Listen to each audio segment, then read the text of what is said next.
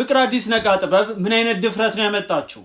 ሰላም ለኪ በያለ ጀመረ እንዴትስ ካልጠፋ ቃል ሰላም ለኪ ብላ ዘፈን ትጀምራለች? ሰላም ለኪ በቤተ ክርስቲያን ያለው ትርጉም ምንድነው? ሰላም ለኪ ዘንሰግር ለኪ። ኦርቶዶክሲያን በዚህ ጉዳይ ለምን ተቆጡ? እነዚህ ነገሮች በተመለከተና ስለ ጉዳዩ ያለውን ትክክለኛ ነገር በዚህ ቪዲዮ ይዤላችሁ ቀርቤያለሁ። ከናንተ የሚጠበቀው እስከ መጨረሻው እንድትከታተሉኝ ስል እጋብዛችኋለሁ።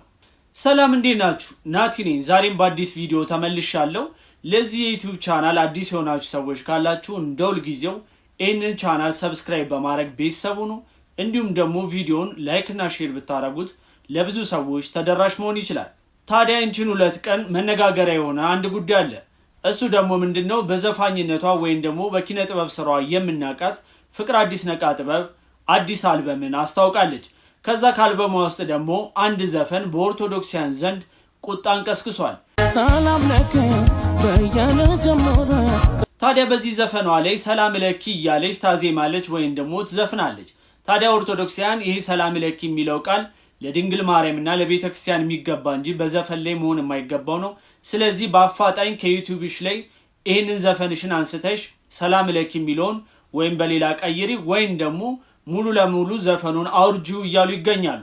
ፍቅር አዲስ ነቃ ጥበብ በአዲሱ አልበሟ ከፍተኛ የሆነ ተቃውሞ እየገጠማት ይገኛል። ይህም ተቃውሞ ሰላም ለኪ የሚል ስያሜ የሰጠችውን አልበሟ ውስጥ ሰላም ለኪ የሚል አንድ ሙዚቃ አለ። በሱም ምክንያት እንደሆነም ተነግሯል። ሰላም ለኪ የሚለው ቃል ለቤተክርስቲያን የምንጠቀመው ወይም ደግሞ ድንግል ማርያምን ለማወደስ የምንጠቀመው ቃል ነው። ለዘፈን መጠቀም የለባትም ሲሉም ተቃውሟቸውን አሰምተዋል። ፍቅር አዲስ ነቃ ጥበብ በተለያዩ የማህበራዊ ትስስር ገጾች ላይ ማስታወቂያ ስትሰራ ተመልክተን ነበር። ነገር ግን አልበሟ ከተለቀቀ በኋላ ከፍተኛ የሆነ ተቃውሞ እየተነሳ ነው የሚገኘው። በተለያዩ ማህበራዊ ትስስር ገጾች ላይም ይሄ ነገር ልክ ነው ወይስ አይደለም የሚለውን በዚህ ቪዲዮ እውነታውን እነግራችኋለሁ።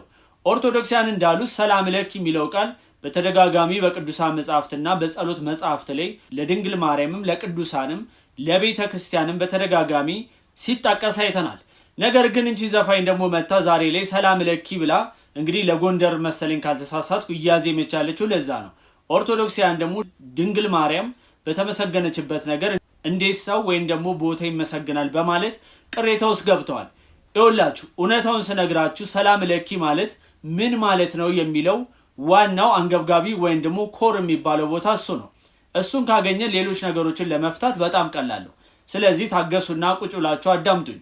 ይኸውላችሁ ሰላም ለኪ ማለት የግዕዝ ቋንቋ ነው፣ የአማርኛም አይደለም። ስለዚህ በግዕዝ ቋንቋ ደግሞ ሰላም ለኪ ማለት ሰላም ላንቺ ይሁን ማለት ነው።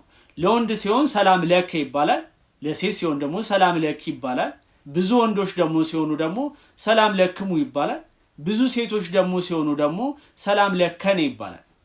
ስለዚህ ሰላም ለኪ ማለት ከሃይማኖት ነገር ጋር የሚገያዝ ሳይሆን ሰላም ላንቺ ይሁን ማለት እንጂ ሌላ ነገር አይደለም።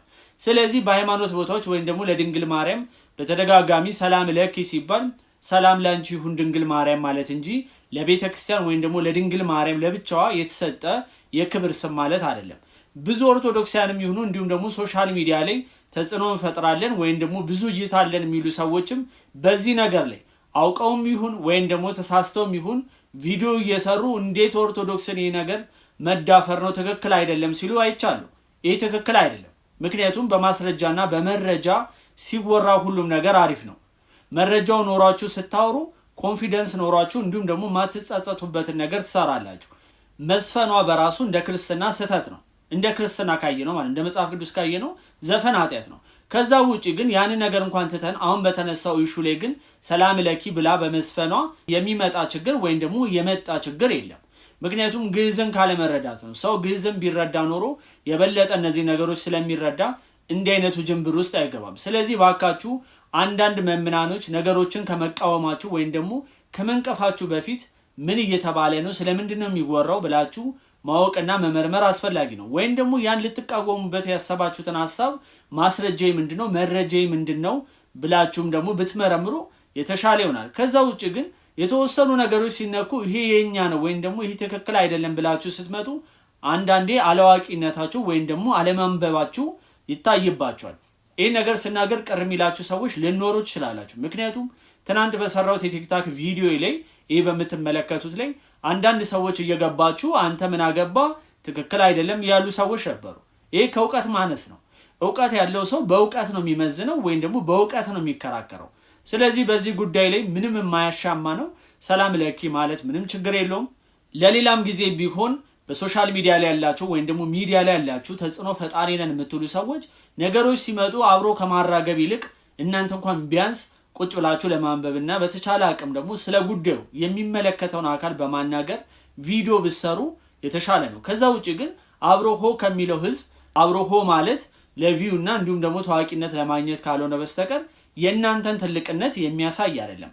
በመጨረሻ ይምላችሁ እስከዚህ ሰዓት ድረስ ቪዲዮን እያያችሁ ያላችሁ ነገር ግን ሰብስክራይብ ያላረጋችሁ ሰዎች እመኑኝ ሰብስክራይብ አድርጉ። ምክንያቱም አዳዲስ ነገሮች ሲመጡና ውጅንብር ሲፈጠር መጥቼ እውነታውን ስለምነግራችሁ አዳዲስ ነገሮችን ስለማመጣላችሁ የመዝናኛ ፕሮግራሞችም ጭምር በዚህ ቻናል ስለምታገኙ እመኑኝ ሰብስክራይብ በማረጋችሁ ላይክ ሼር በማረጋችሁ ትደሰታላችሁ፣ ታተርፉበታላችሁ።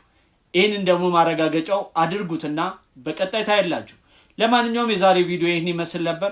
በቀጣይ ቪዲዮ እስከምንገናኝ ቸር ቆዩልኝ።